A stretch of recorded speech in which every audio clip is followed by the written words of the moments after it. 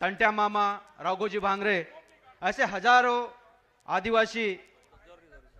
वीर पुरुषों ने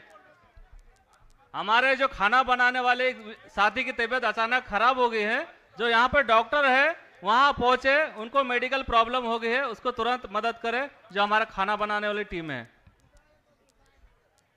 तो समय की मर्यादा है, लंबी बात नहीं करूंगा, लेकिन 2-3 सवाल मैं आपके सामने रखूंगा, क्योंकि इतने साल से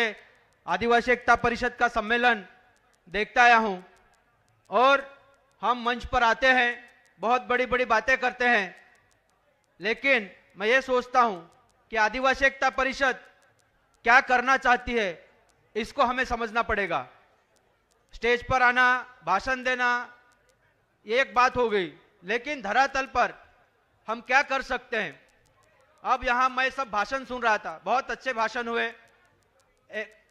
एकदम अभ्यासपूर्ण भाषण थे, और इसमें एक बात मैं कहना चाहता हूं कि हम इस मंच से बोल रहे हैं, मैं आदिवासी एकता परिषद के विचारधारा की ओर से, आदिवासियत की ओर से बोल रहा हूं कि यहां लोकसभा, विधानसभा, फलाना, संविधान, ये सारी चीजें यहां बोली गई। हम आदिवासियत की बात कर रहे हैं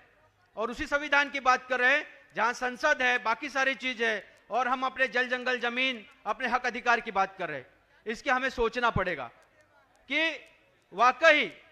आदिवासी यानी क्या, ये संविधान निर्माण हुआ तभी से आदिवासी है या हजारों सालों से हमारी खुद की परंपरा है, हमारी सभ्यता है, इसके ऊपर हमें ध्यान देना होगा। इसलिए ये मैं कहना चाहता हूं, यदि हमें परिवर्तन लाना है तो हमें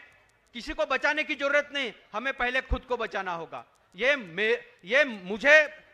यदि मैं बचता हूं तो बाकी धरोहर बचेगी, क्योंकि हम स्वावलंबी की बात करते हैं, हम आत्मनिर्भर की बात करते हैं, लेकिन हम पूरे गुलाम हो चुके हैं, हर चीज के लिए मार्केट पर डिपेंड है। हम छोटी सी बात करते हैं, मैं जब भी गांव में जाता हूं तो लोगों को पूछता हूं कि आप भाई खेती करते हैं क्या, लोग हाथ ऊंचा करके बोलते हैं हम खेती करते हैं। मैं अगला क्वेश्चन उनको पूछता हूं कि आपके घर का खुद का बीज है क्या, नहीं, हमें दुकान पे जाके वो महको वाला बीज लाना पड़ता है, वहां कुछ पैसा देना पड़ता है। बाद में मैं पूछता हूं बीज आपने डाला है, बीज डालना है, आपके पास खुद का जो हल है क्या, वो नहीं, हमें ट्रैक्टर चलाना पड़ेगा। तो फिर वहां ट्रैक्टर भी हमारे आदिवासी लोग नहीं बनाते हैं, वो कोई कंपनी को देना पड़ता है। बाद में मैं उनको पूछता हूं, ठीक है आप ट्रैक्टर लाए हैं, अनाज आपका उग गया है, तो फिर क्या करना है, उसमें खाद डालना है, उसमें दवाई छिड़कनी है, तो ये कहां से आती है, ये पूरे मार्केट से आती है। ये सब करने के बाद आपके पास क्या बचता है, क्योंकि आपके पास पैसा रहेगा तो आप जाइए। हमें यहाँ आदिवासी एकता परिषद में मैं ये बात सुना हूं कि मिनिमम गवर्नेंस, हम ज्यादा से कम गवर्नमेंट पे ऊपर निर्भर रहे। हमारी जो व्यवस्था है, छोटी छोटी व्यवस्था है जो हमें